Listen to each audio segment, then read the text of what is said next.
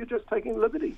I agree you shouldn't park there, but with your analogy of it's like going into someone's lounge and trespassing, the thing is, if you got them towed, that's what you would do to someone in your lounge, tell them to leave. But this is like grabbing a ball and chain, handcuffing them to the couch and refusing to let them to go until they pay you money. Till the family's paid the ransom. Well, it sounds appealing, but who's this person that thinks I can go into your private land and tell you how you're allowed to deal with me?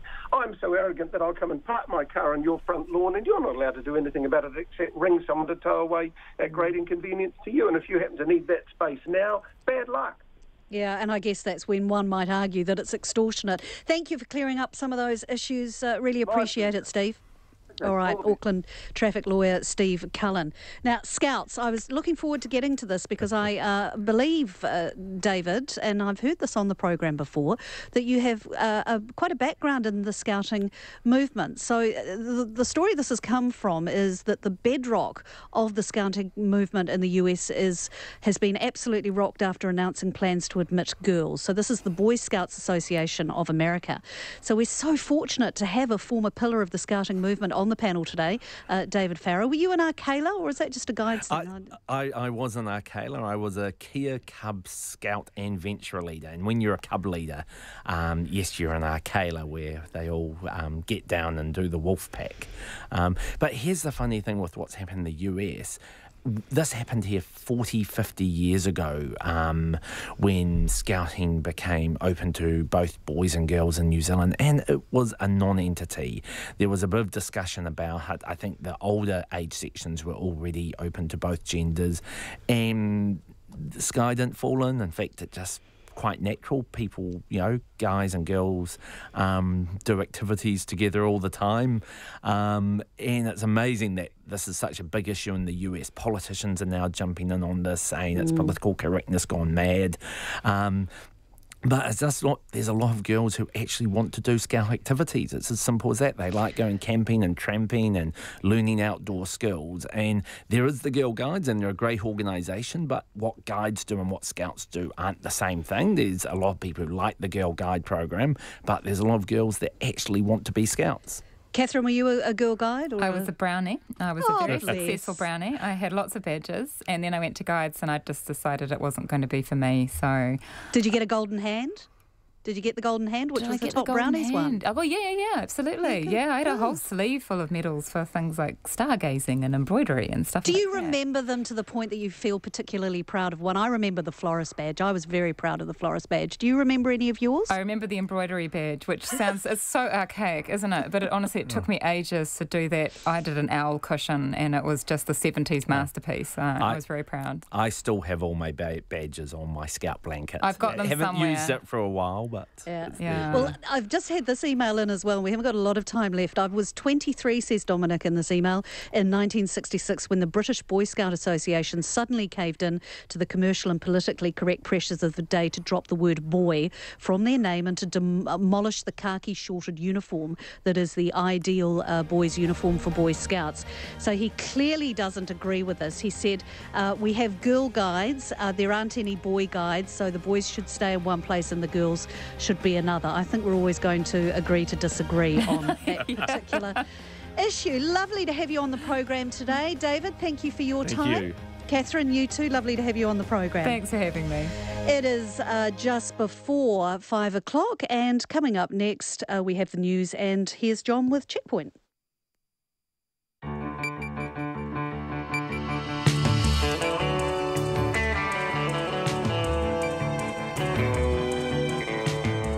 Kia ora everyone. Tonight a very special checkpoint. The final day of coalition talks at Parliament. Actually, that's not that special. It's rolling into the evening and the focus is now turning to when New Zealand First will be able to wrangle its mysterious board. But what is special? It is 100 years to the minute, really, since the New Zealanders started advancing so disastrously at Passchendaele. And we look at it at length tonight. We have a very special interview with the head of the Māori Cultural Group for the Defence Force, whose great-granddad was killed at Passchendaele. Well, as a result of wounds he sustained there, he has just been to his grave, and we speak to him.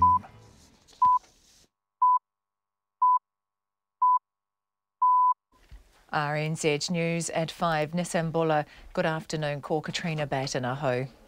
The Ministry for Primary Industries has ordered the slaughter of about 4,000 cattle from farms infected with the disease Mycoplasma bovis. The bacterial disease has been found on 7 properties from North Otago to North Canterbury. Maya Burry reports. The Ministry's Director of Response, Jeff Gwynn, says to minimise the risk of the disease spreading, about 4,000 cattle on 5 of the 7 infected properties need to be culled. Mr Gwynn says all cattle on the other 2 properties have already been culled. He says once the cull is done, the properties will be decontaminated. Mr Gwynn says the cattle won't be killed until affected farmers have been consulted with and they can apply for compensation. Federated Farmers says it supports the Ministry's actions, but at the same time recognises this is a difficult time for the farmers involved. This is Maya Burry. The farm's owner, Ard van Leeuwen, says he supports the decision to cull the cows. The New Zealand First leader expects to have the coalition talks completed tonight, but says the timing of the party's board meeting is still up in the air. Winston Peters says he'll have to work around board members' commitments to bring them together to consider proposals from both National and Labour to form a government. Here's our political editor, Jane Patterson. Mr Peters said his party was still working with Labour and National towards striking a policy agreement. His team went into a meeting with National at 4 p.m. and has a 6 o'clock scheduled with Labour. When asked what the hold-up was with convening the board, he said people had to arrange flights and New Zealand's the same size as Japan and the UK, not some small island nation. Speaking to reporters after her meeting, Labour's leader Jacinda Ardern said it was important to take the time needed for negotiations over forming a government. From Parliament, Jane Patterson. The police have just released the names of all 4 people who died in a head-on smash just north of Taupō on Tuesday. The 3 people killed in one vehicle were 5-year-old Hone Hawkins Kanuta, 60-year-old Leighton Ahurere and 56-year-old Helen Paul. A 10-month-old boy is with them, is in a stable condition in Starship Hospital. Pesi Tuavai, who was 44, was killed when the other vehicle and 7 people travelling with her were injured. A New Zealand model who has accused the film producer Harvey Weinstein of sexual harassment said she would happily testify against him in court. An increasing number of women, including A-list actresses such as Gwyneth Paltrow, Mira Sorvino and Cara Delevingne, have been coming forward with allegations of harassment, sexual assault and even rape.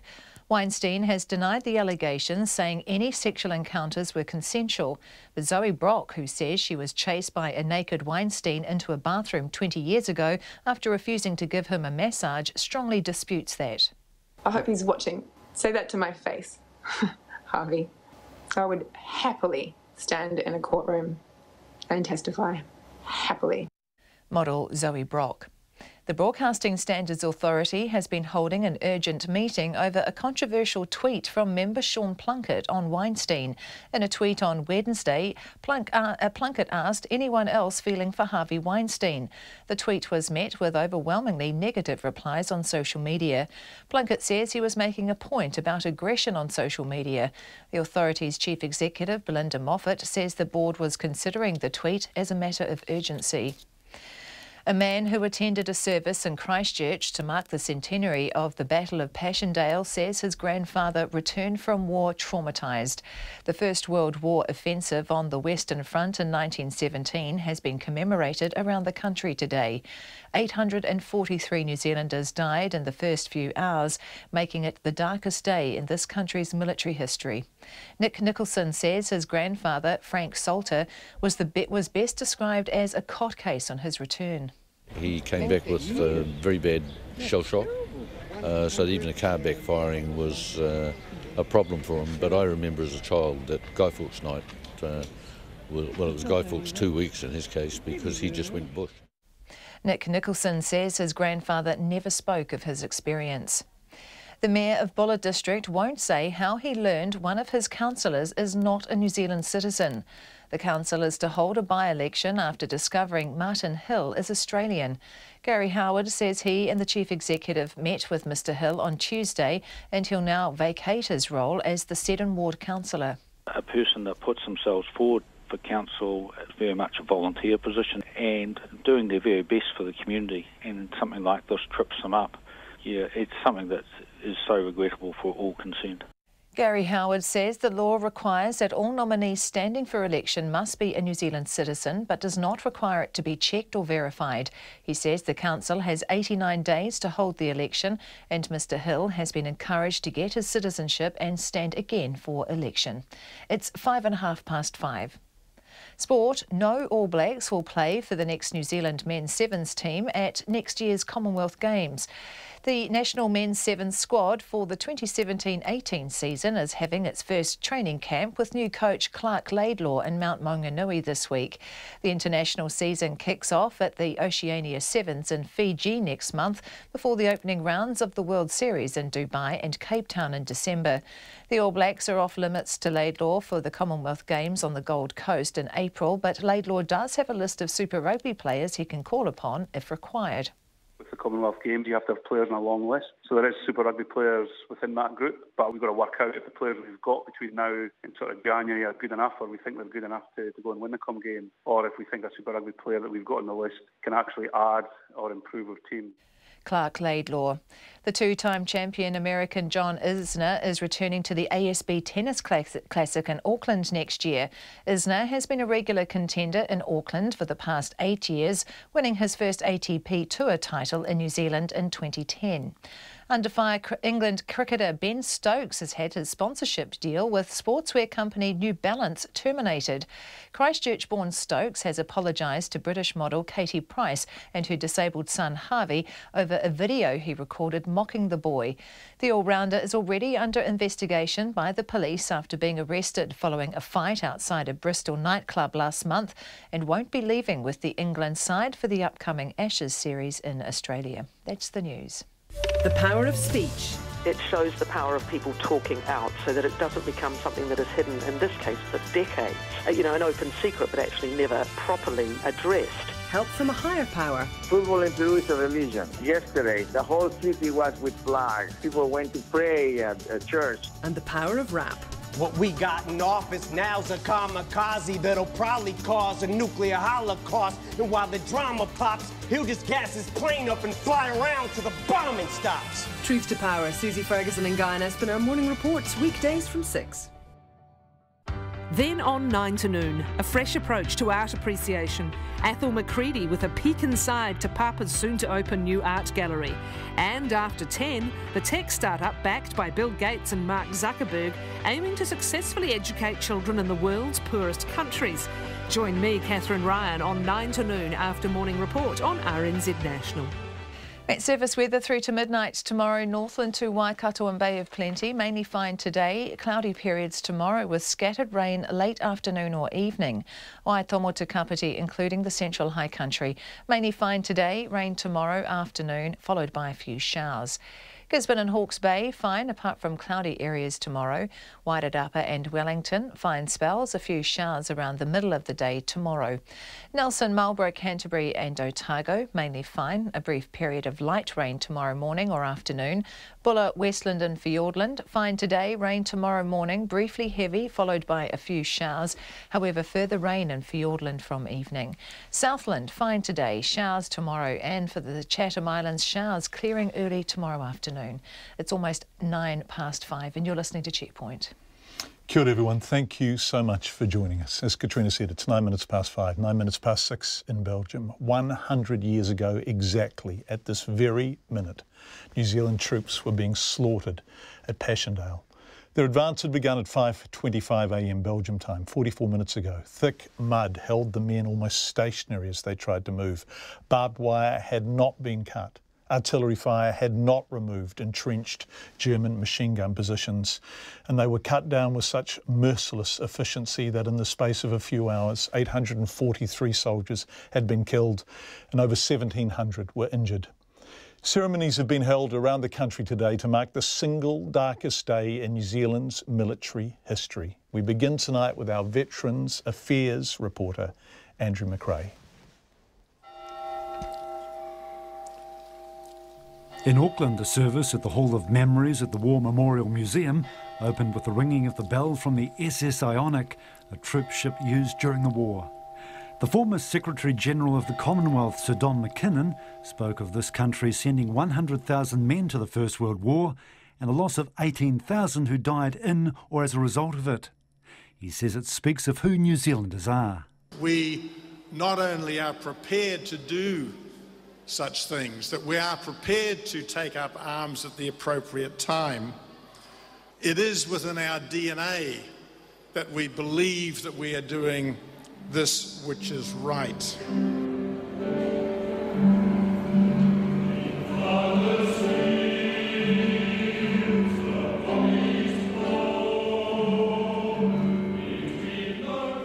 Jack Gradwell read an extract from Private Monty Ingram's diary in Flanders Fields about his Passchendaele experience. Immense swathes of smoke drift through the air and stinking gases hover over the tortured earth that the high explosive shells tear up again and again. If we were at full strength, nothing could stop us from continuing right up to Passchendaele. But alas, we're now but a skeleton of the force that started at 6 a.m. Ian Mackenzie is president of the Passchendaele Society.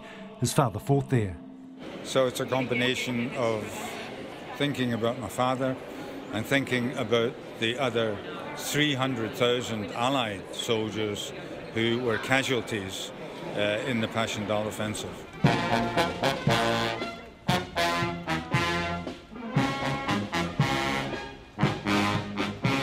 In Christchurch, the service was at the Bridge of Remembrance. It started with a parade through the Park of Remembrance near the Avon River, where hundreds of white crosses have been placed to mark the anniversary.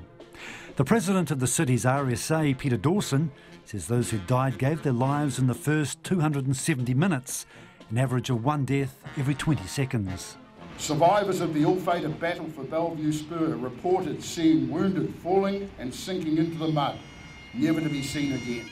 Christchurch Mayor Leanne Dalzell says the legacy of those killed at Passchendaele and other battles of the First World War should be lasting peace. To keep their memory alive and to protect their legacy on this, their day, in this, their centenary. Judith Sutherland's grandfather, Arthur Aldridge, fought at Passchendaele. She says he was traumatised by the experience. He really was never able to be fully employed because of his emotional trauma. So, you know, he struggled with that really all his life, as did our family, but he was the most loving, wonderful grandfather.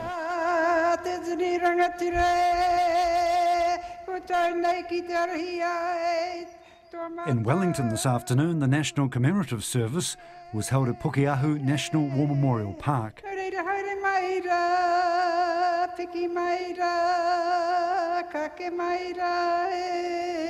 The Governor-General Dame Patsy Reddy says Passchendaele's the battle that most New Zealanders associate with the First World War.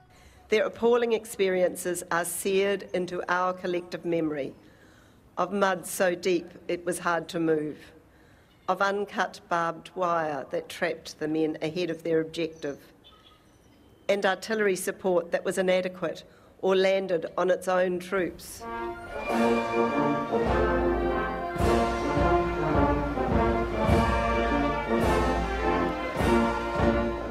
The Belgium ambassador Mark Mooley spoke of the sacrifices made by Allied troops fighting on the Western Front. They should know that we remember them, also in Belgium, with deep feelings of respect and gratitude.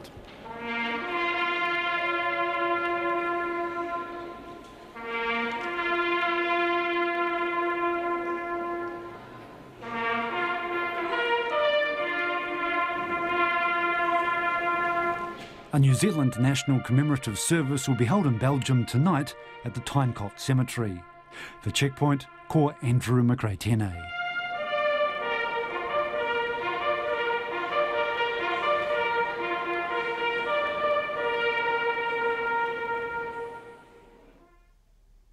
Te Kane Tewiata is a warrant officer with the Royal New Zealand Navy. He leads the New Zealand Defence Force Māori cultural group. He's in Belgium as we speak to commemorate that terrible day 100 years ago exactly. Already there have been stirring haka. This one last night echoing through the famous Meningate Memorial.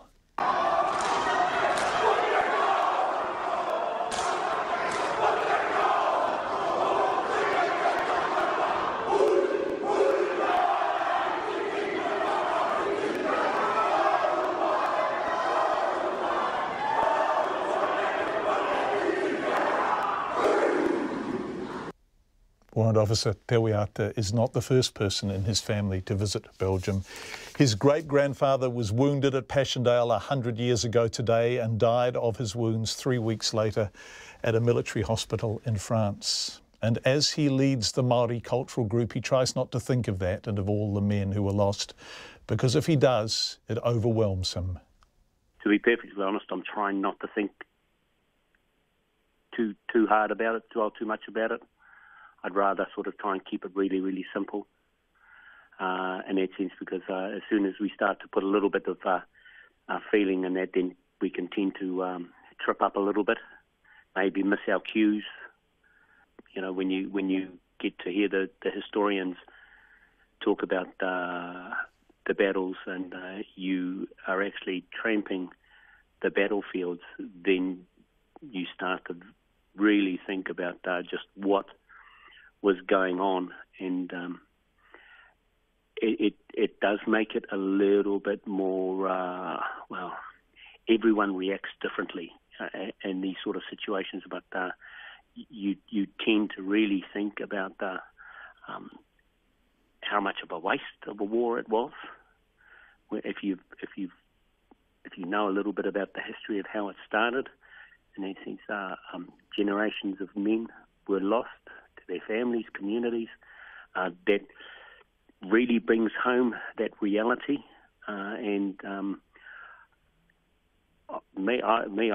The thing, I was here last year, and it's really triggered the interest in the Battle of Passchendaele, and I can't get over the Belgian people. Mm-hmm. That's, to me, it's the fact that they continue to look after our soldiers that have fallen. They care for the grave sites. They pay their tributes. And I questioned one of the Belgian historians last year in April, and his response was actually a little unexpected. But then again, I suppose initially, but then when you think about it, probably a fairly accurate assessment. And he just turned around and said, "Well, your boys came halfway across the world to fight for someone that they didn't even know. It's our duty to look after them because they couldn't go home." Those sort of comments really sort of hit home, I think. And one of those boys was your great-granddad. Yes. He was unfortunate enough to get wounded during the Battle of Passchendaele, and unfortunately didn't get to go home, but died of complications from his wounds in that sense. So, not actually buried on the battlegrounds as such, or not actually laid in one of the cemeteries in Belgium, but currently lies in the Boulogne Eastern Cemetery at Boulogne in the coast of France. Have you been there? Well, if I say that, I'm probably breaking protocols there, John. But yes, I have. Yes, actually, and we went the other day, and we got, I got a talking to afterwards. Did you say that? Yeah, pretty much. And? But yeah, it was a spur of the moment thing, because a few of us had been on the battle site tours before. So I said, is there any reason why we all have to go if we've been on these tours before? And then, so a few of us stayed behind, and then we had a vehicle. We did some work here in the office, and then we shot out. Next minute, we found ourselves in France.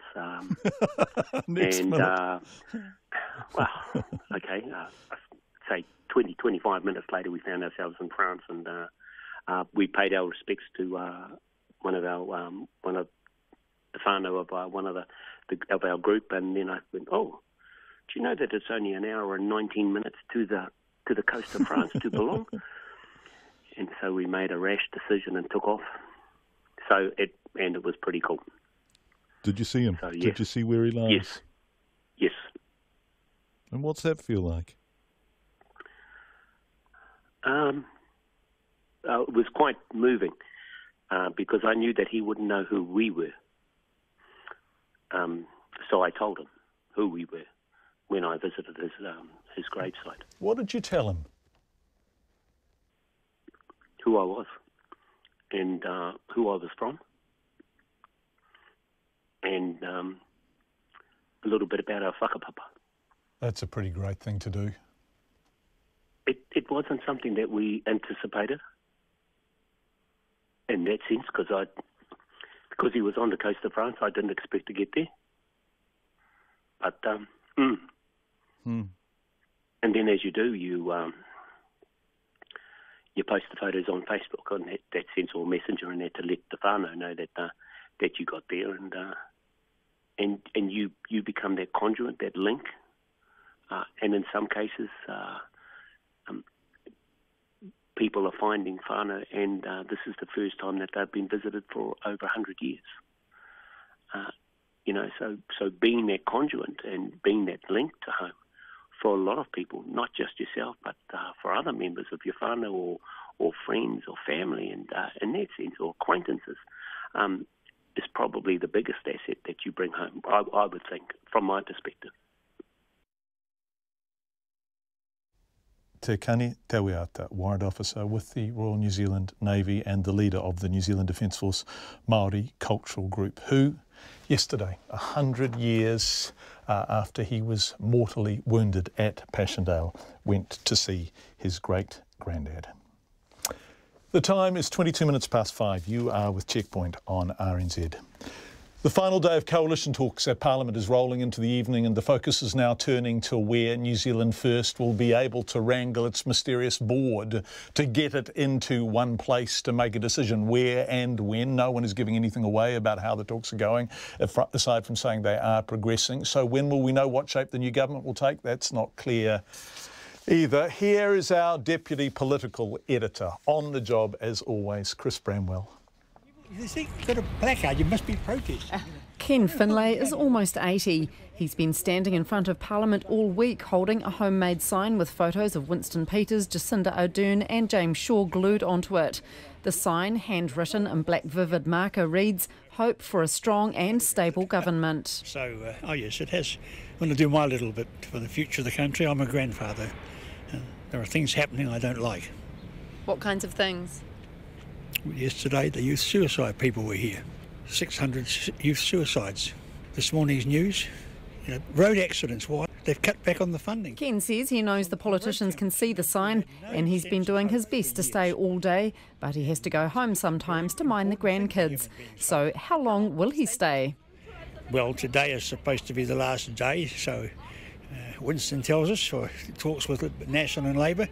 Everybody takes what he says with a grain of salt, of course. He might find some reason to extend it, but if this is the last day, well, there's no point in me being here after today. And Ken is right. Today is supposed to be the final day of formal talks between the negotiating teams, but that does not mean there will be a decision today, tomorrow, or possibly even over the weekend. That's all dependent on when Winston Peters can get the New Zealand First board in one place to make its decision. Jacinda Ardern emerged from her meeting this afternoon, saying Labour and New Zealand First talked about areas where they agree, but also where they may choose to disagree. She also said the process had been robust and important. It's a given that this process should take some time. We need to make sure we're making a considered decision about the future of New Zealand. This is about the kind of government that's going to be created to govern New Zealand over the next 3 years. I think it's only reasonable that we take this length of time to make sure that relationship is right and that we have built consensus over important areas. Ms Ardern says Labour entered into the process in good faith and continues to participate in good faith. Winston Peters was asked after his meetings this afternoon what he would be presenting to his board and caucus when he wrapped up this evening's talks. We'll take an analysis that's agreed upon by both sides as to what they want for us to consider as a board and as a caucus when the time comes. Mr Peters says he's not leaning one way or the other at this point. No, I said I'd go into with a total open mind. I've asked my caucus and the board to have the same approach. We've done the best way we possibly can, and I think that's where things at the moment are. I can honestly tell you I wouldn't take a guess of what anyone is currently thinking. Meanwhile, the Greens and Labour haven't met today, but they have not yet finished their negotiations, so could continue tomorrow if they get squeezed for time today. The former Green MP Sue Bradford is urging the party not to go soft with Labour in its coalition talks. She says the Greens should be negotiating hard for policy wins, otherwise a deal is not worth it. There's always a danger with the Greens of going soft and of compromising too much, perhaps. So I'm really hoping they're hanging tough, and it's really hard for them as it is for everybody, I guess, at the moment, that no one can know which way New Zealand First is going to go. National and New Zealand First are now in the second meeting of the day, with Labour due to meet with New Zealand First again this evening.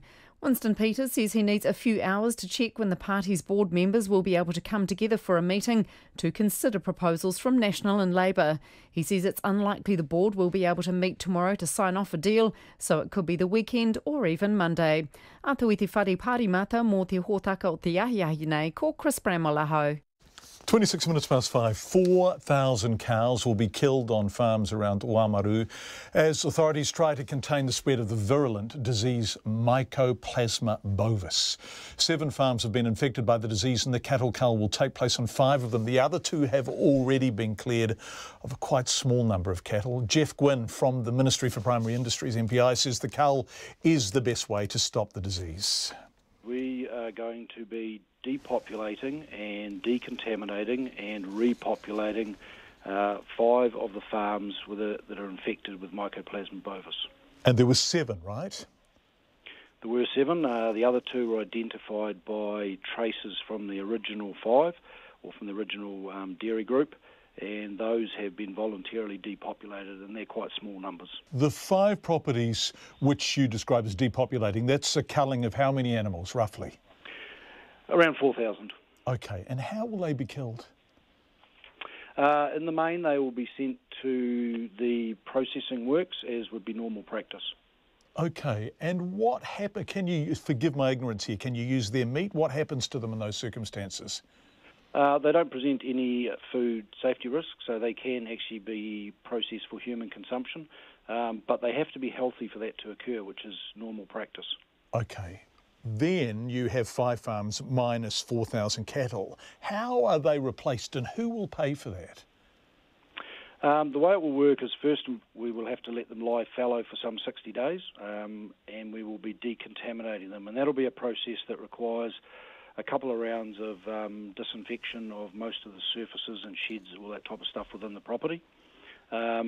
We will be paying compensation under the Biosecurity Act for where, in essence, any verifiable loss incurred by MPI exercising powers under the Act, the farmer is entitled to compensation. And the compensation will be sufficient to replace the stock?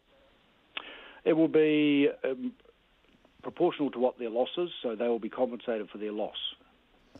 It's remained in a pretty small area, hasn't it? It doesn't seem on the face of it to have spread outside the original contamination area. No, it hasn't, and that's why we're taking this step. If you recall, when we started back in July, we had 1 property. Since then, we've conducted some 30,000 tests at a national, regional, district, and obviously farm, neighbouring properties, and a lot of our tracing activity of movements on and off those properties, which gives us a level of quiet confidence that it is contained to these 5 properties. And so once all this stock has gone, the 4,000 cattle who are going to be destroyed, slaughtered, whatever is the word you use, that will be the end of it? We're continuing to test and we will continue to keep the restricted place notices on the other farms within that group until such time we are satisfied that they are clear of the disease. This may not be the end of it, but this is the proportional response to what we know at this time. And do you know where it came from? Not at this stage. We have a group of MPI as well as industry experts and a epidemiological consultancy looking at doing an investigation on what are 6 potential pathways, and we would expect to have that report at the end of November. That said, and often is the case in these type of situations, we may never know. Jeff Gwynn from MPI. Firefighters in Northern California are battling to stop the advance of the raging wildfires, which have now been burning for almost 4 days. At least 24 people have been killed and more than 3,000 homes and buildings destroyed across a number of counties to the north of San Francisco, in the heart of the state's famous wine country. Up to 22 fires are burning. They've taken out cell phone towers, infrastructure.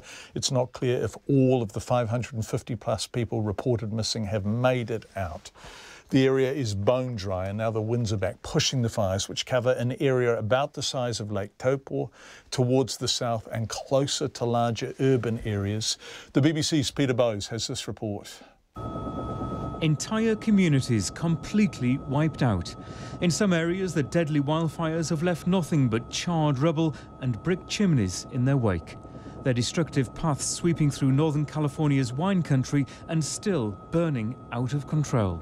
Devastation on this scale has never been seen before in this region. More than 3,000 homes and businesses have been destroyed. Fire officials say there's more to come, with high winds and tinder-dry vegetation expected to hamper efforts to quell the flames. There are fears new fires could start at any time. These fires are just literally burning faster than firefighters can run in some cases. And so imagine being out there in difficult terrain with miles and miles of fire line, and to try to catch up to that and put in hand line or lay hose, very challenging. And fires are spotting thousands of feet, miles in some cases ahead. So it's just very difficult to get any kind of containment. The advice to residents is clear and blunt. I can't emphasize it enough to people. If you look at how fast this fire burned and how fast it went through places, I think they underestimate how powerful and how dangerous it can be. And that's why I say if you're in an advisory, you got a place to go, go. You don't need to be here. People living in Sonoma County, which is one of the hardest hit, don't need to be told about the destructive power of this inferno. They've seen it at first hand. I mean, this is like apocalyptic, it seems. This is so out of the norm. Like, I'm from Southern California and everything's dry out there and I'm used to fires, but I've never seen anything like this in an urban area. All our pictures are gone. Everything's gone. We've got a fire pit. It's pretty awful. But we're all healthy and safe, and we have to just try to be grateful for that, but it's pretty awful. The cost of the fires will run into tens of billions of dollars. And with the death toll continuing to rise and hundreds of people missing, there's no end in sight to this unfolding catastrophe. It was the BBC's Peter Bowes.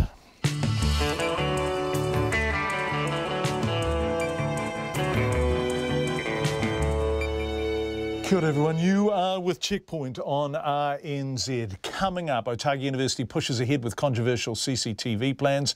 Speed cameras save lives, or are they just a revenue grab? Nona has business news. We are back in Passchendaele later in the program, but before any of it, Katrina Batten with the headlines. The Ministry for Primary Industry says culling cattle is the best way to stop Mycoplasma bovis spreading. It announced today that 4,000 cows will be killed on farms around Oamaru to contain the spread of the virulent disease. 7 farms have been infected and the cull will take place on 5 of them. The other 2 have already been cleared of cattle. Jeff Gwynn from the ministry says the farms will be decontaminated. The farm's owner, Ard van Leeuwen, says he supports the decision to cull the cattle. Winston Peters expects to have the coalition talks completed tonight, but says the timing of the party's board meeting is still up in the air. The New Zealand First Leader says he'll have to work around board members' commitments to bring them together to consider proposals from National and Labour to form a government. When asked what the hold-up was with convening the board, he says people had to arrange flights and New Zealand is the same size as Japan and the UK, not some small island nation. The police have just released the names of all 4 people who died in a head-on smash just north of Taupo on Tuesday. The 3 people killed in one vehicle were 5-year-old Hone Hawkins Kanuta, 60-year-old Leighton Ahuriri and 56-year-old Helena Paul. A 10-month-old boy with them is in a stable condition in Starship Hospital. Pesi Tuavai, who was 44, was killed in the other vehicle and 7 people travelling with her were injured. A New Zealand model who has accused the film producer Harvey Weinstein of sexual harassment says she would happily testify against him in court. An increasing number of women, including A-list actresses, have come forward with allegations of harassment, sexual assault and even rape. Weinstein denies the allegations, saying any sexual encounters were consensual. But Zoe Brock, who says she was chased by a naked Weinstein into a bathroom 20 years ago after refusing to give him a massage, strongly disputes that. Those are the headlines. I'm back at 6. Thanks, Katrina. More on Weinstein coming up. But let's turn to business news now with Nona Peltier. Hi, Nona. Hello. Consumer confidence eased slightly as the housing market remains in the doldrums. What's going on? Yeah, OK, so the ANZ Consumer Confidence Survey shows that confidence is still at historic highs, but it slipped about 4 points from last month. And interestingly, consumers are more confident than ever about their own position. And this is despite a backdrop of all sorts of other kinds of uncertainties there. It's strange, isn't it? Given, global uncertainty. No, they're only slightly less optimistic about their own financial position, but but for the broader economic outlook, they're pretty buoyant. So, and these are historic highs. We're not talking about falling a lot. We're still at very high, elevated levels. So consumer confidence is high. The real question is whether it's going to hold up as housing prices sort of flatten out. In some regions, flattened out in Auckland, obviously, haven't they? Although I heard on Morning Report this morning that there's been movements north in Wellington and other places. There has been some increases, but overall, the Auckland market, let's face it, really does have an overhang on the rest of the market. And these are Real Estate Institute numbers. And of course, they were very, upbeat about their own numbers. But, they are in the business of selling houses, let's be honest. Food prices fell last month? Yes. Really? Butter, not butter. No. What's behind that? What's behind that partial and selective drop? Well, it's kind of funny, right? Cheaper fruit and veggies, so your salad costs you a little bit less, and not just your salad, but your meat and your poultry too. However, some groceries are more expensive as well as soft drinks. So, okay, go figure.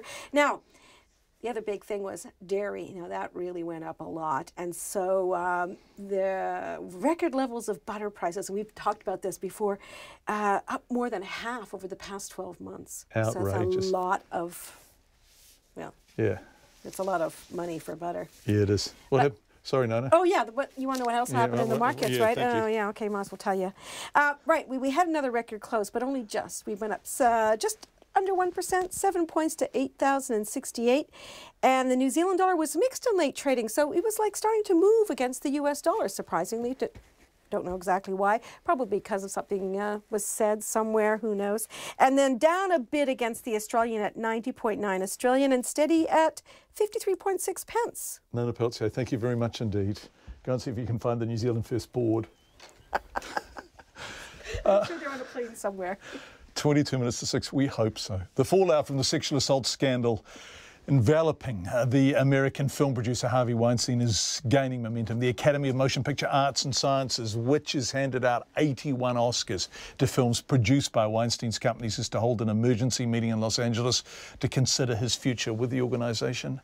It comes as yet more women come forward accusing him of sexual assault, sexual harassment, even rape. The BBC's Nick Bryant reports. This time last week, Harvey Weinstein was at the centre of Hollywood's in crowd, but now he's a virtual outcast. Known not for the magnetism of his personality, but what accusers have described as the menace. A-list actresses to women who just wanted to break into the movie and TV industry, all saying he sexually abused or harassed them, claims he denies. But now his wife of 10 years has decided to leave him, horrified by what she's been hearing. The British fashion designer Georgina Chapman described her husband's actions as unforgivable and said, "My heart breaks for all the women who suffered tremendous pain." The New Zealand model Zoe Brock claims the producer harassed her at the Cannes Film Festival in the late 1990s. Harvey walked out of the room and came back in naked. He came back naked? Naked. What did you say? And he said that he wanted a massage. Could I give him a massage? And I said no. Weinstein claims many sexual encounters were consensual, not according to Zoe Brock. I hope he's watching. Say that to my face, Harvey. I would happily stand in a courtroom and testify happily. Tonight, the British model and actress Cara Delevingne claimed he harassed her in a hotel room. He walked me to the door and tried to kiss me on the lips. I stopped him. I still got the part for the film and always thought he gave it to me because of what happened. What did I tell you? Some of Hollywood's leading men have also distanced themselves from a friend who gave them their big breaks. George Clooney described Weinstein's behaviour as indefensible. So how's your lady? Ben Affleck, who made his name in the Weinstein movie Good Will Hunting, said he was angry. His co-star Matt Damon said he was sick to his stomach and said he'd never seen this kind of behaviour or been part of an attempt to suppress stories about it in the past. The Weinstein Company sacked its co-founder on Sunday. It's said to be considering a name change. The company faces the same questions as the industry as a whole. Did it protect him? Did it enable him? Was this an open secret that friends and colleagues simply chose to ignore? Those who worked with him speak of his immense power and career-breaking influence. If you had been an actress who, let's say Harvey had groped your breasts while you were supposed to be auditioning for him, what are you going to do? You're not going to go to the police. They're not going to take that seriously. You're not going to call a journalist because at that point Harvey had the whole media world in his pocket and no one was going to go up against Harvey Weinstein.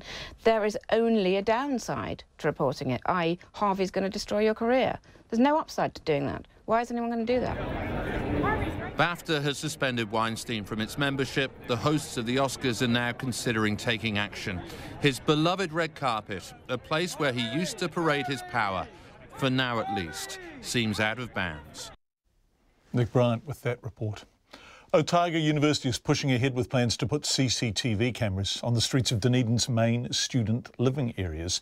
The university says the controversial project, which is a first for New Zealand, is needed to combat rising crime, though it has cut the number of cameras to meet privacy concerns. And students appear to be won over. Our Otago Southland reporter Ian Telfer has this story. Couch burning, arson, theft, sexual assault. They're not rife, but they are real. In the streets of North Dunedin around the campus, in the country's most densely populated suburb of young people. The university's head of discipline and security, the proctor, Dave Scott, says the 26 new cameras will reduce crime. Parents from around New Zealand and around the world entrust the University of Otago to give them a world-class education, but equally they want us to keep their sons and daughters safe. And so we're putting these cameras in with the ambition of keeping those students safe. And where we are finding evidence of crimes, we can work with the police to have those people held accountable for their actions. The university first revealed its plan early last year in response to a spate of crime by and against students, some of it by non-students coming in. Since then, students have been split on the idea, a referendum coming out just narrowly against the plan. On the streets today, where cameras will be put, they were mostly in favour. I would feel safer. Yeah, same. Because we've had people, like, kind of suspicious people around our house before that, you know, that we've had no way of proving that it's them, even though we've assumed it's them. And especially like walking home late at night and say something happened to you, you'd have no idea who it was if it was pitch black. Yeah. So you can go on CCTV footage and find out. If we are in public, we need to keep certain norms, so I would say that it's really a good system. I think it would be good because sometimes it does get a little bit crazy on Castle Street and quite a lot of the popular flatting streets get a little bit wild. But some said it will be creepy, like being watched by Big Brother. Not the right way to go about it. Like, if you're trying to reduce the crime and stuff like that, there's much better ways than just sticking up some cameras and hoping. Yeah, feel creepy on it. Invasion of privacy.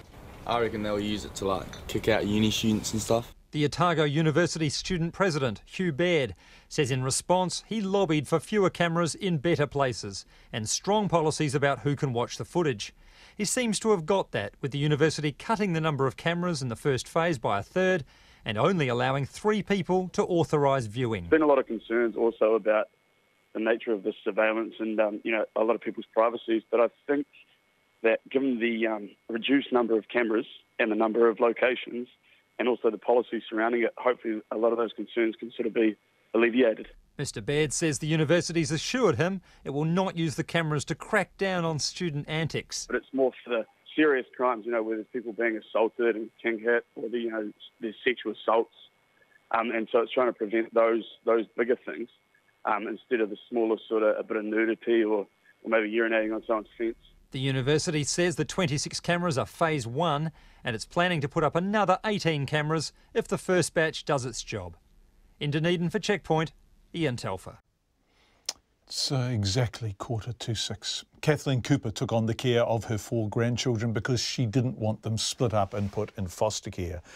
But the stress on the 66-year-old was too much, and she ended up throwing 2-year-old Jermaine Nafo against a wall in the hallway of her Manurewa home in December 2015. He died 5 days later in hospital from severe head injuries. Today, Cooper was sentenced to life behind bars for murder. Edward Gay was in the High Court in Auckland.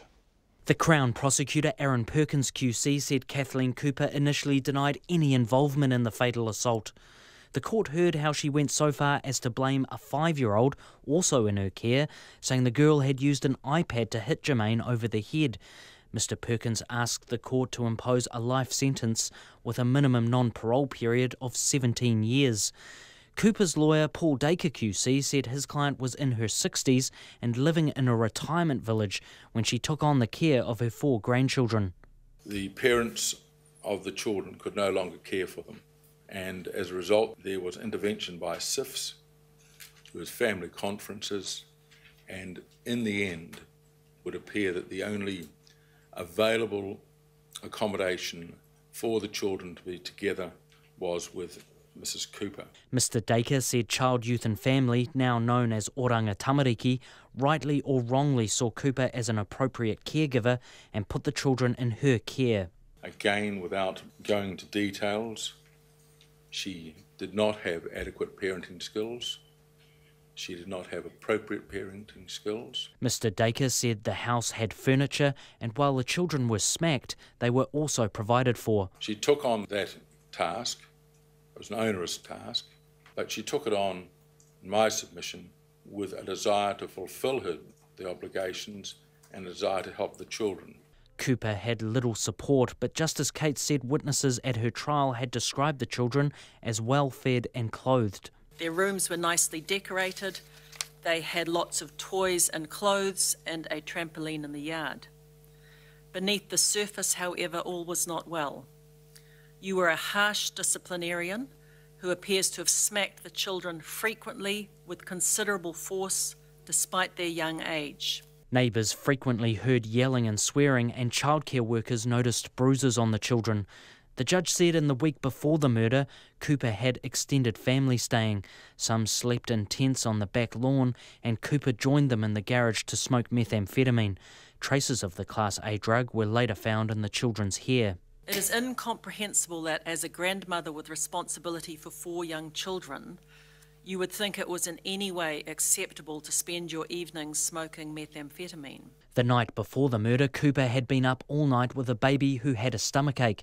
The children's mother had promised to come and help, but never showed up, and she wasn't answering her phone. Cooper was stressed, angry and frustrated when she fatally assaulted Jermaine. She later called an adult grandson. He described you as being distraught. You told him that you had fallen asleep and then awoke to find Jermaine unconscious in the hallway. Your grandson told you to call an ambulance. You told him that one of the other children had admitted to hurting Jermaine by hitting him over the head with an iPad. Cooper repeated the lie to police, ambulance, family and friends, and only admitted throwing Jermaine in the hallway shortly before her trial. Justice Cates said medical evidence showed Cooper used extreme force, comparable to a major car crash or a fall from a multi-storey building. The loss of yet another young life at the hands of the very person entrusted to care for them is rightly a matter of public outrage and deep community concern. Cooper will be 80 years old before she's released from prison. Mo te hōtaka o te ahi, ko Edward Gay ahau. Let's head to Spain now, where a question is being asked by the Prime Minister, Mariano Rajoy. Did you declare independence or not? He's given Catalonia's president 5 days to clarify whether the region has declared independence from Spain. Failure to do so could see the Spanish government come down hard and invoke a constitutional clause to reassert direct rule. Yesterday, Catalonia's president said he'd sign a breakaway declaration, but then announced it was being suspended to open the door for negotiations with Madrid. Confused? Here's the BBC's Damien Grammaticus. In every people's story, there are fateful days. For Spain and Catalonia, these are times fraught with risk. After emergency cabinet meetings this morning, Spain's Prime Minister came to tell his parliament he's demanding clarity from Catalonia. The question, did the document signed yesterday by the separatist leader amount to a declaration of independence or not? The answer given by Mr. Puigdemont will determine what happens next. In his hands lies either re-establishing the rule of law, as everybody is asking him, or continuing the instability, the tension and the divisions in Catalonia. Because the Spanish government's position is simple. Catalonia cannot use an illegal referendum to secede. And if Catalonia does try to split away, Mr. Rajoy told Parliament, he'd begin moves to impose direct rule on the region next week. Spain's Prime Minister is a leader under intense pressure. Some here in Parliament say he should not compromise with Catalans who they say are trying to blackmail Spain. Others say he should seek compromise. But what nobody is criticising him for is defending Spanish unity. And if anything, it's the Catalan leader who's under even more pressure. The declaration at the heart of the issue. The Catalan leader, Carles Puigdemont, signed it, then immediately said he was suspending it, and the text is ambiguous. The fact it was fudged has left Catalans who want independence for their region feeling cheated. I feel totally let down. He took a step back. The people supported him to do something, but he didn't do it. In Madrid, tomorrow is Spain's National Day. Preparations for the parade. Across the capital, those opposed to Catalonia breaking away are flying the national flag. And in an office high above the parade, they were hanging theirs out. Do you have different opinions that you... It belongs to Juan and Santiago, both lawyers, both from Catalonia, both opposed to Catalan independence. Es absolutamente falso. Yo soy catalán. I'm Catalan. I think, I speak, I pray in Catalan, Juan told me.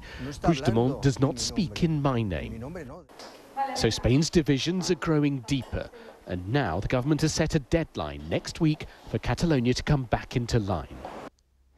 That's the BBC's Damien Grammaticus with that report from Madrid. Home again.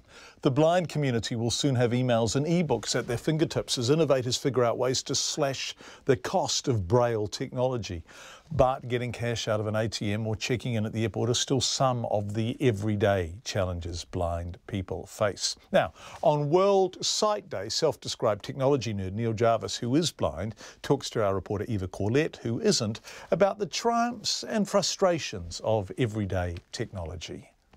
Music, search, dictate, button, recognition folder. So I'm just on my iPhone at the moment, and I'm on the home screen of my iPhone. That's Neil Jarvis from the Blind Foundation, showing a special app that can help him navigate his way through his smartphone. Here we are. So just so you know, I was getting lots of information there about what the app was, and it was giving me some directions as to what I could do. I can either open it or I can close the app from my app switcher and that sort of thing. Radio player. He's excited about an electronic braille reader that hooks up to devices through Bluetooth. The reader is about the size of a modem with small keys and buttons and has been around for some time, but this one will cost around $700 instead of thousands. If I switch it on, the pins come up. I can be reading, in this case, it's the file list on the flash card that I've got plugged in, and I can just manually move through, and I can choose to open a file, and then I can read it, and you can see the pins are changing as I'm moving up and down the screen. Latest technology can guide people into shopping malls and libraries, direct someone to the bathrooms, or tell them how many steps to the cafe. And there are programs that create 3D tactile versions of images or maps with topographical features. But Mr Jarvis says it's frustrating and exhausting that day-to-day barriers still exist, especially with touchscreen technology in places like airports and banks. You just want to get the job done that you've come to do, whether it's to withdraw money, whether it's to get a statement, whether it's to go and pay for some goods that you want to buy or get on your flight. Whatever the scenario is, it's frustrating if you know that you could do it completely independently if the manufacturer and the service provider had bothered to keep up with the technology. He wants manufacturers and businesses to make their technology more inclusive. Access to information is essential if you're going to be an active citizen, someone who contributes to your society, someone who contributes to your local community. You cannot do that, especially in this day and age, without access to information. Business New Zealand Chief Executive Kirk Hope says businesses like Google and Apple are upping their game, but there are still some challenges. What any company will do is say, what's the cost benefit in terms of, if we roll this out across our entire ATM network, what the cost of that is versus, what the benefits are, both from a consumer perspective, but from an accessibility perspective, and whether there are other ways that in fact they could engage those customers. Mr Jarvis says the disability group Access Alliance is lobbying political parties to commit to minimum standards for accessibility. I tāmaki makaurau mō te hōtaka o te ahiahi, ko Eva Corlett, tēnei. Tiny housing has been considered as a solution to housing woes across the world. We were discussing this outside Wanaka last week. It's no different in the small king country town of Taumaranui. Students sometimes struggle to find suitable and affordable accommodation in the small town, which has 2 tertiary providers. Now, Thrive Trust hopes to fix this by building tiny houses, and they've headed south in search of a prototype. Logan Church went to have a look. In an old workshop under the shadow of Christchurch's earthquake-damaged stadium, a tiny house is taking shape. The concept is becoming more and more popular worldwide due to their affordability, size and speed of construction. Briar Hickling, a social worker from Taumaranui, wants to use the concept to give students in the area more accommodation options. There's a lot of caregivers raising grandchildren at the moment, and they can't really afford bond and rent in advance to send their young people away to study. So this gives them an opportunity so that the young person who's studying can be placed sooner before their course starts and connect better to their community where they're learning. Briar and recently graduated tradie, Paula Smallman, are part of Thrive Trust. They noticed some students were struggling to find accommodation and believe tiny houses could be the solution. They won funding from Vodafone to explore the idea further at the company's headquarters in Christchurch. Enlisting the help of builder Ben Ingledew, their first prototype is almost finished. He says that this house, constructed out of timber and salvage cladding, is a first for him.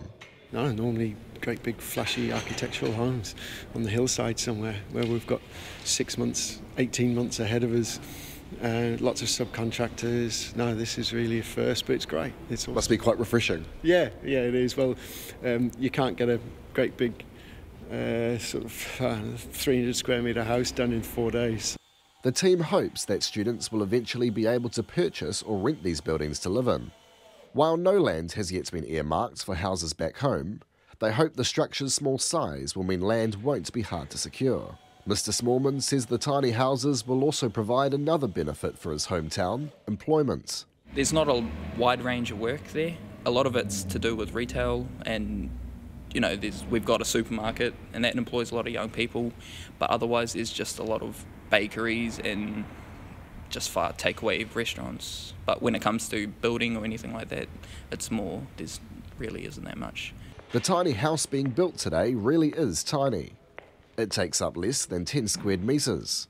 But Paula says he has big ideas. The end game, I guess, would be being able to produce these tiny houses and, smash them out for students to go away and study. It's not really like a business, it's more of a social enterprise. Ben Ingledew says the house will leave the workshop tomorrow to have the roof lowered onto it. He says they will then sit down and develop a business case next week to launch their concept in Taumaranui. Now we've built this prototype, we can see that we will evaluate the process, we'll look at the cost of the process, see how we can make it cheaper.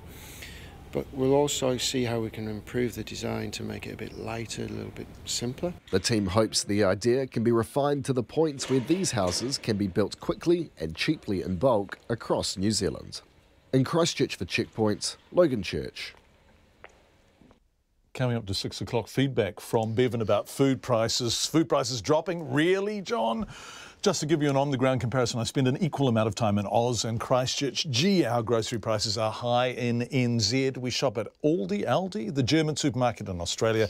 Prices in Oz are dropping due to the increased competition. It's all about competition. I'd guess our supermarket prices are as high as 30 to 40% more expensive than Oz, which is an extraordinary figure. Thank you, Bevan.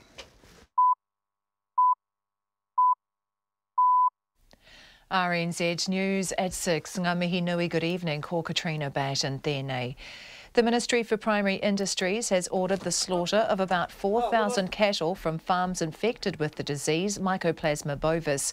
The bacterial disease has been found on 7 properties from North Otago to North Canterbury. The cull will take place on 5 of the farms. The other 2 have already been cleared of cows. Jeff Gwynn from the Ministry for Primary Industries told Checkpoint killing the animals is the best way to stop the disease spreading. We are going to be depopulating and decontaminating and repopulating 5 of the farms that are infected with Mycoplasma bovis. This may not be the end of it, but this is the proportional response to what we know at this time. Jeff Gwynn says affected farms will be compensated. Farmers will be compensated. The farm's owner, Ard van Leeuwen, says he supports the decision to cull, saying he wanted to do it since the outbreak started. The New Zealand First leader says his party's caucus and board will get to consider proposals from both National and Labour when they finally meet to decide who form the next government. Winston Peters says today will be the last day for talks with both major parties, with 2 rounds of meetings with each. Mr Peters was asked this afternoon what would be presented to the board and caucus when the coalition negotiations do conclude. We'll take an analysis that's agreed upon by both sides as to what they want for us to consider as a board and as a caucus when the time comes. When the board will meet is still up in the air, with Winston Peters saying he needs a few hours to check members' availability.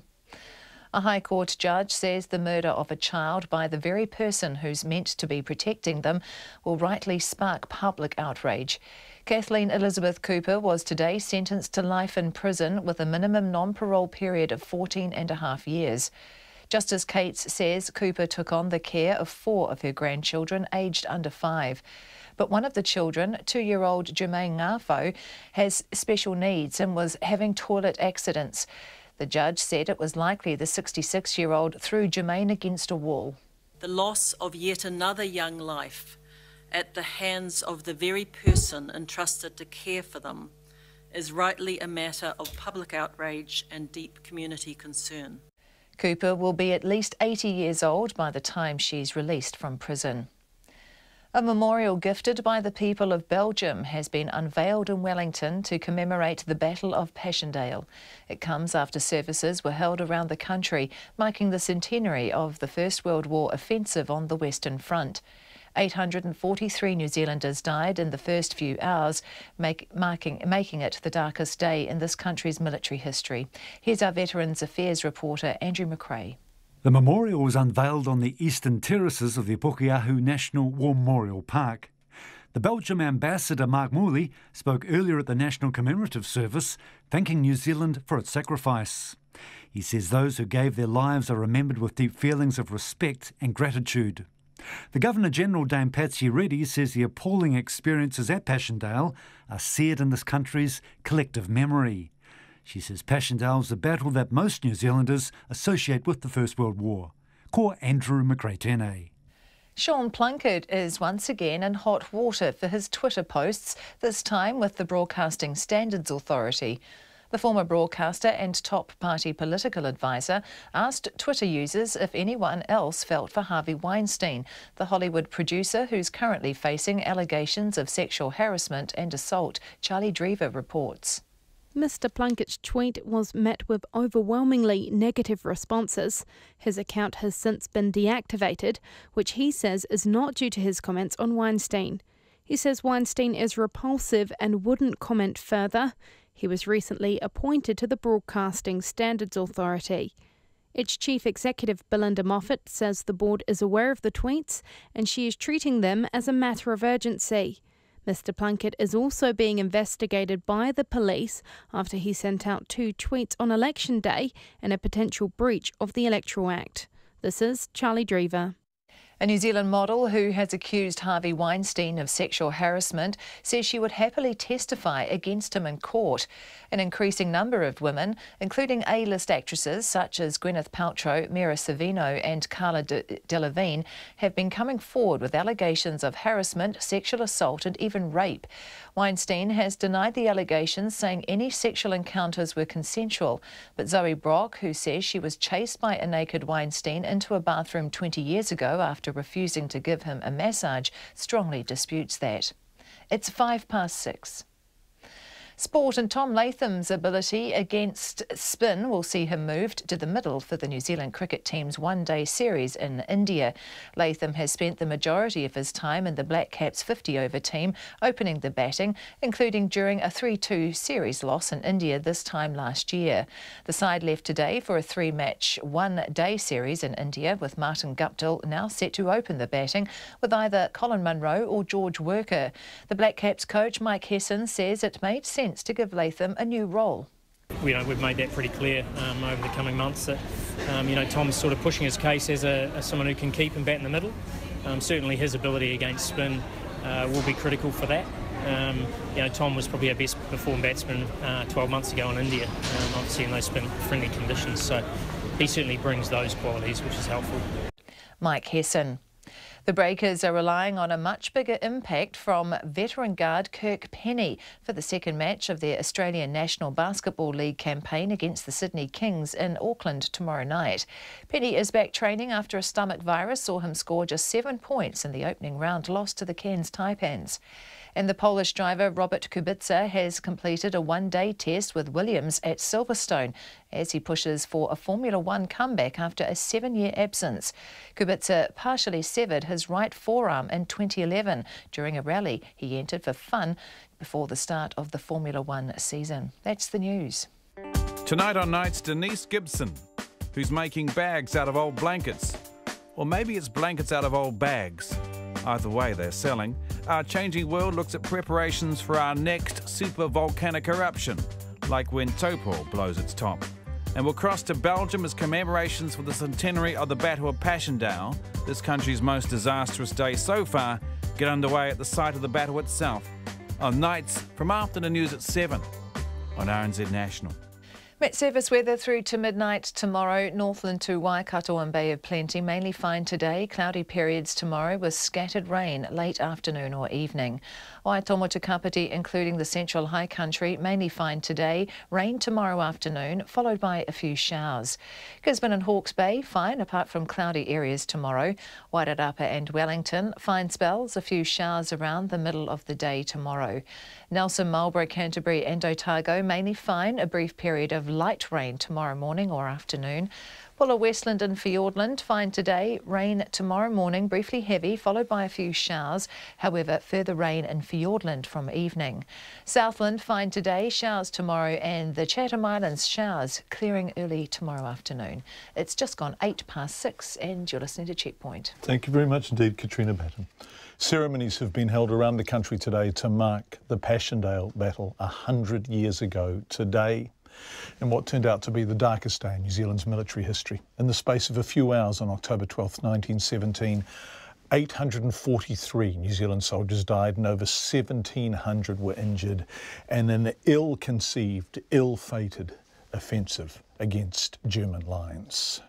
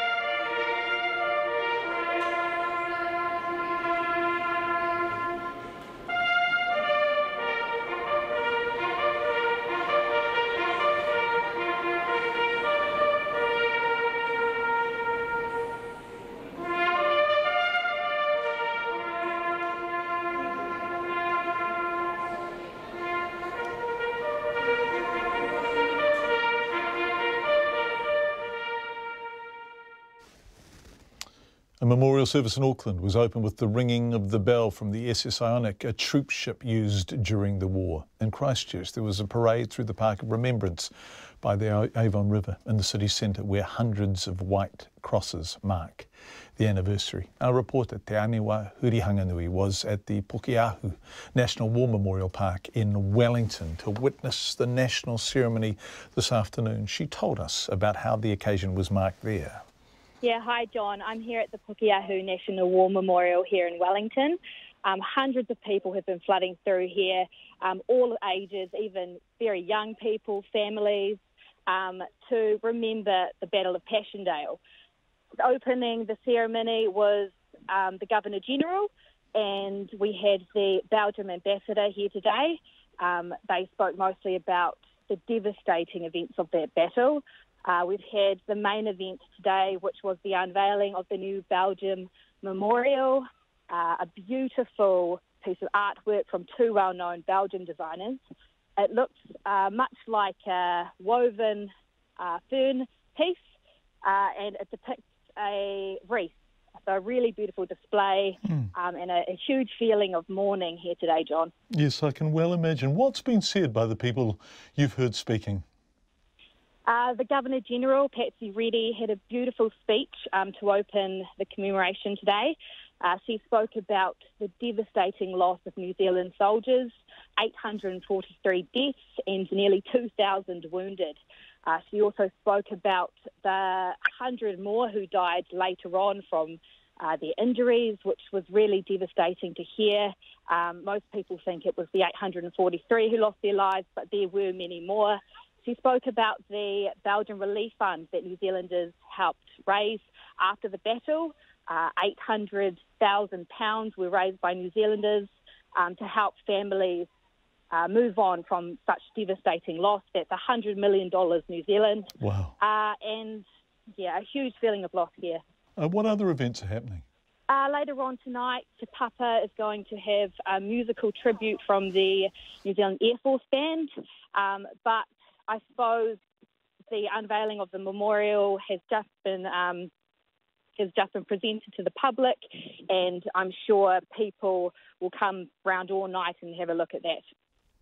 Te Aniwa Hurihanganui at the Pukeahu National War Memorial Park in Wellington. Of course, earlier in the program, we were actually at Passchendaele with Te Kane Te Wiata, who is a warrant officer with the Royal New Zealand Navy. He leads the New Zealand Defence Force Māori Cultural Group, and he told us very movingly about being there on the centenary of his grandfather's mortal wounding at Passchendaele. That interview is now available online.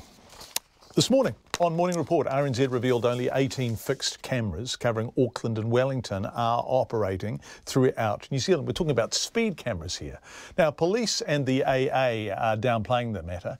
However, road safety charity Break and the Police Association say speed cameras reduce drivers' speeds and save lives. Now, only 18 fixed cameras operating just in Auckland and Wellington, none anywhere else. What's going on? Well, Timothy Brown reports. In 2014, police announced plans to install 56 second-generation fixed speed cameras at sites throughout New Zealand by the end of 2015. But when the last of the old network was turned off in March last year, only 12 new cameras were operating, all in Auckland or Wellington. The ever-watching eye of fixed cameras was closed over the rest of the country, including the entire South Island. The revelation has disappointed road safety charity Break. Carolyn Perry, Break's New Zealand director, says a network of fixed cameras throughout the country is important for road safety. From our point of view, it's disappointing that given we were meant to have a lot of new speed cameras in place and rolled out by now, that hasn't happened.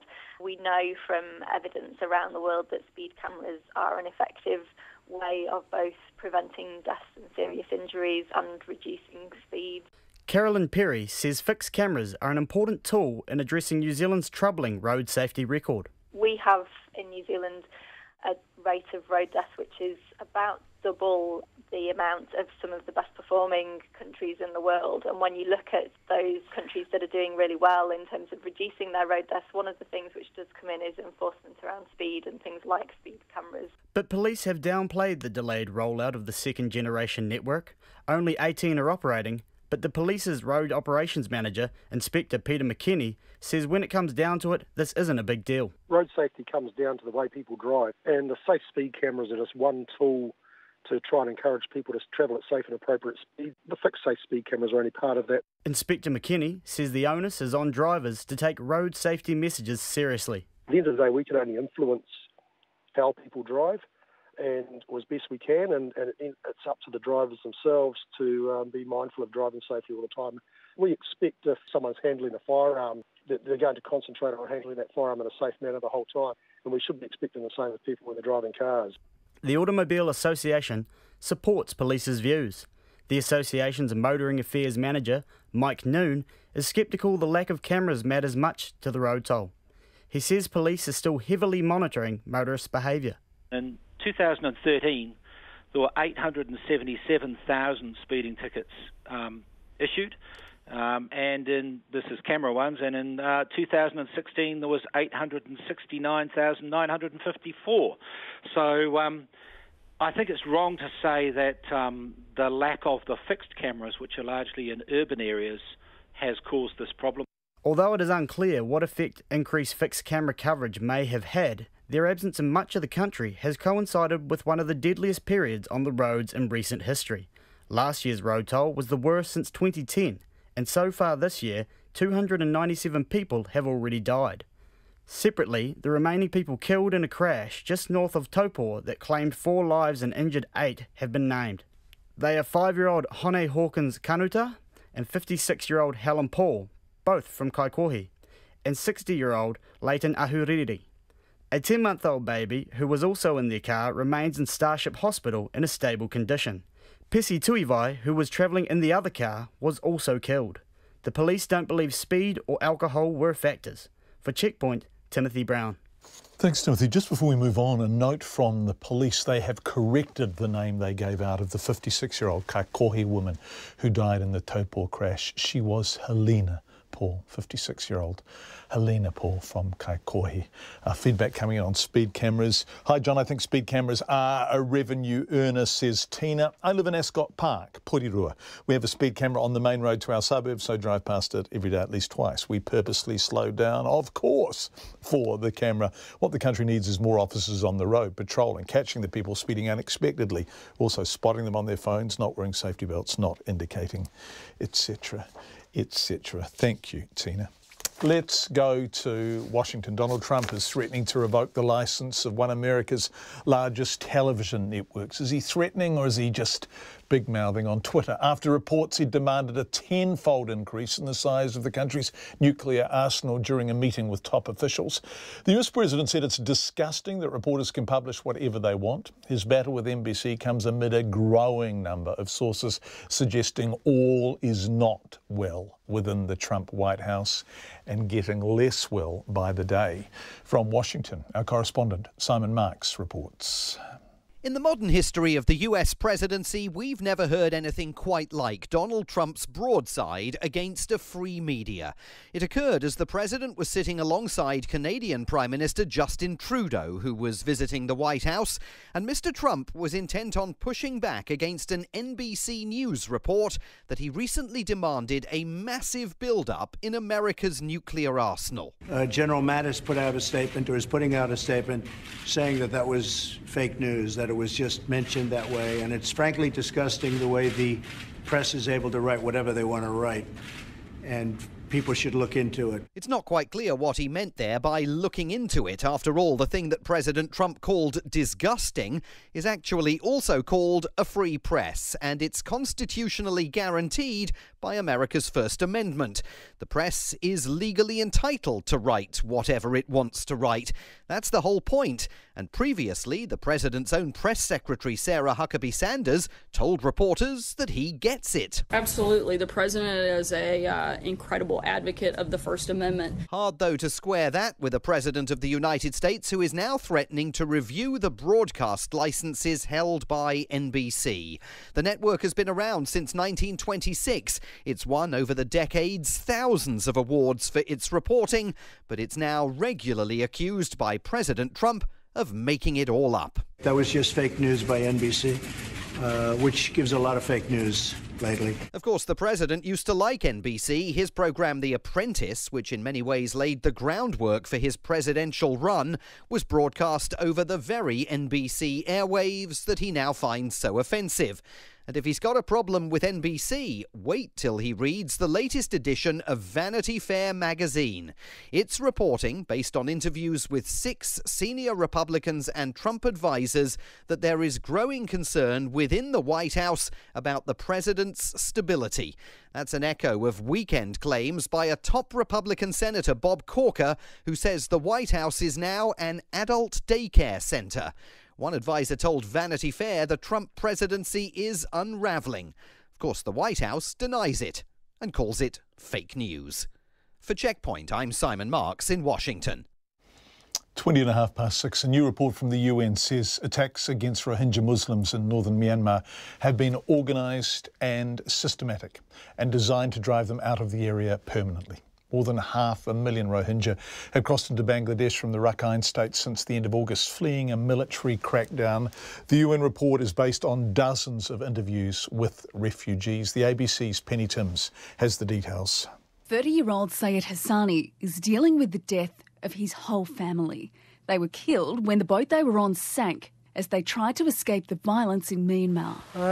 We were 7, my 3 kids, wife, 1 father-in-law, my old mother and me. Among them, I survived alone. We all faced so much difficulty for food and survival. They killed people and burnt down the villages, houses. We came here to save our lives. He's one of more than 500,000 Rohingyas who fled the country since August 25.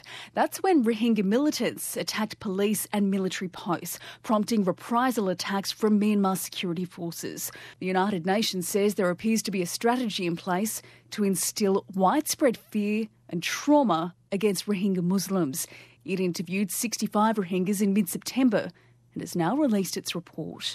Thomas Haneke is with the United Nations. The credible information we gathered indicates that the destruction of Rohingya villages in northern Rakhine states and other serious human rights violations committed in the aftermath of the 25 August attacks were executed in a well-organised, coordinated and systematic manner. The report also suggests that clearance operations started as early as the beginning of August.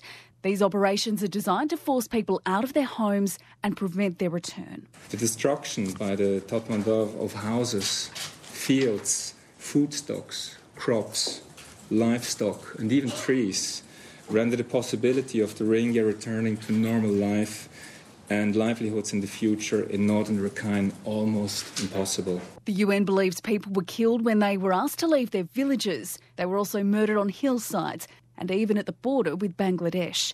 In the report, a 12-year-old girl describes the moment her 7-year-old sister was shot in front of her, eventually bleeding to death. The child has no idea whether the rest of her family is alive.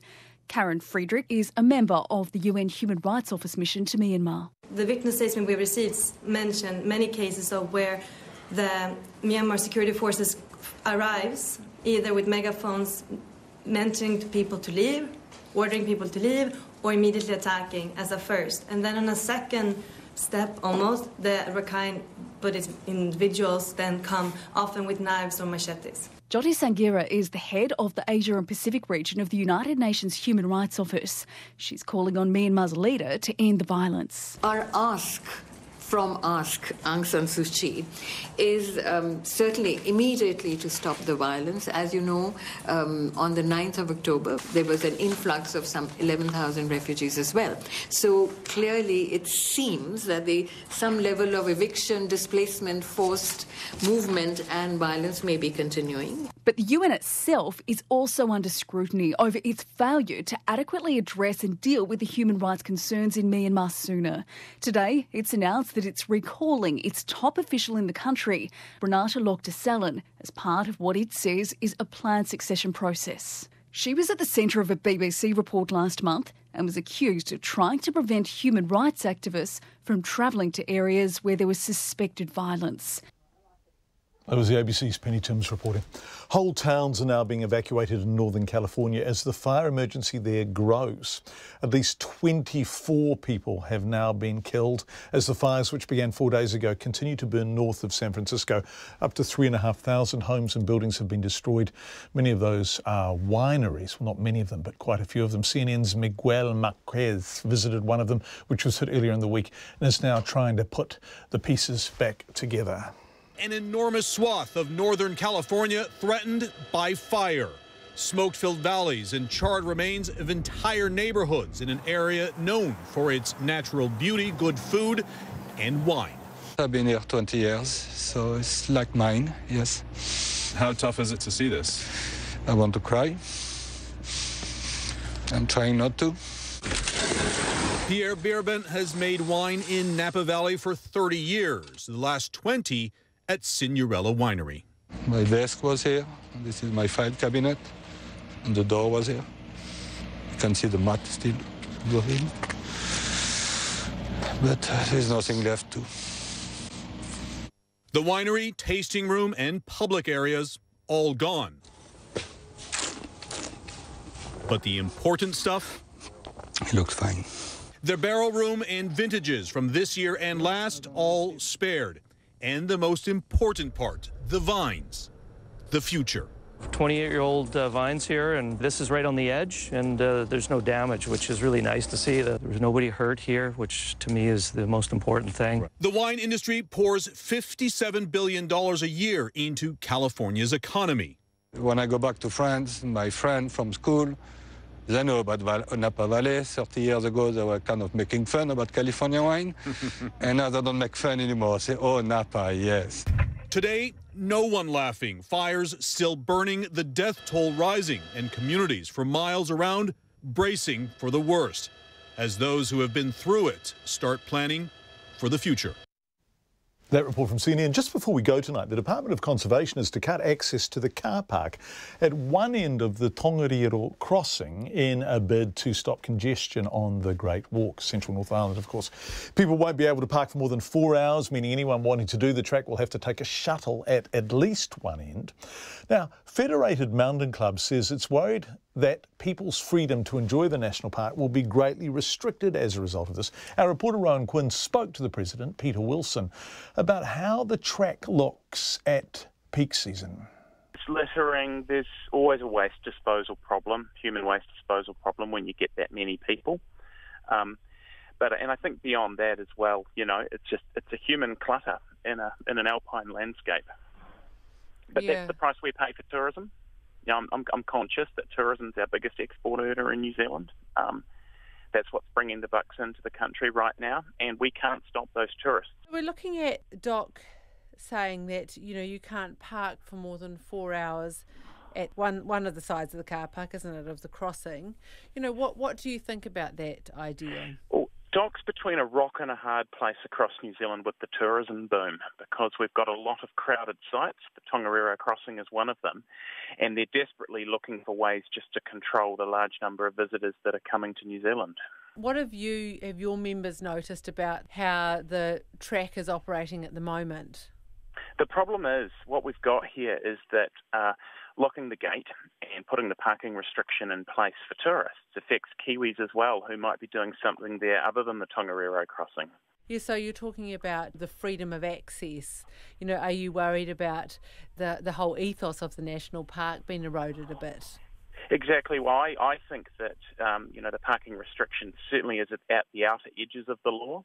The freedom of access to our national parks and reserves and our conservation land is enshrined in law, and a parking restriction like that is certainly on the outer edges of what DOC can do legally. What's the alternative for people who want to walk the track but they can't park their car there to do it?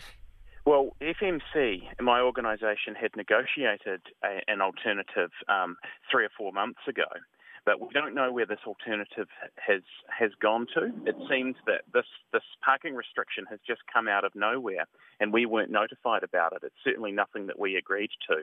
Yeah, so what was your alternative that you'd suggested? We had a locked gate in a special parking area for Kiwis wanting to do something other than the Tongariro crossing, where they could leave their cars and they would be safe, but at the same time it couldn't be gamed by tourists wanting a free park. What does this mean for like a family who wants to go and do a little, maybe 4.5-hour return trip somewhere around that area of the national park? At the moment, if it's over 4 hours, they can't park their car and do it, so they've actually been excluded from a national park with this proposal. Peter Wilson from the Federated Mountain Clubs of New Zealand talking to our reporter Rowan Quinn, ending Checkpoint for tonight. Thank you for being with us. We'll be back tomorrow at 5. RNZ News headlines at 6:30. The farmer who owns the thousands of cattle to be killed to stop the spread of a virulent disease says he's wanted to do it since the outbreak. Winston Peters says his party's caucus and board will get to consider proposals from both National and Labour when they finally meet to decide who'll form the next government. Whole towns are now being evacuated in Northern California as its fatal fire emergency grows. And a memorial gifted by Belgium has been unveiled in Wellington to commemorate the centenary of New Zealand's darkest day on the battlefield. Our next news and weather is at 7. Why are there so many stories of beneficiaries unhappy with their treatment at Work and Income?